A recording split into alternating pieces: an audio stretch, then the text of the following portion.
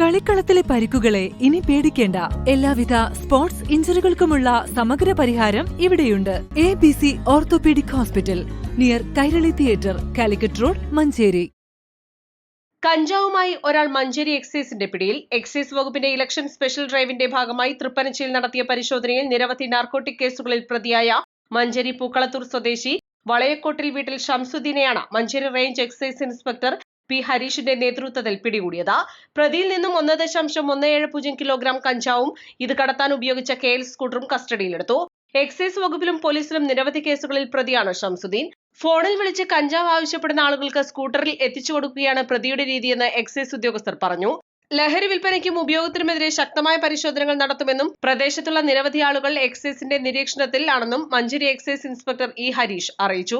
Assistant excise inspector M Jayaprakash, preventive ഓഫീസർമാരായ P Safeer Ali, Ameen Althaf, T Suneer, civil excise officer driver Abdurahman എന്നിവർ അന്വേഷണ സംഘത്തിലുണ്ടായിരുന്നു.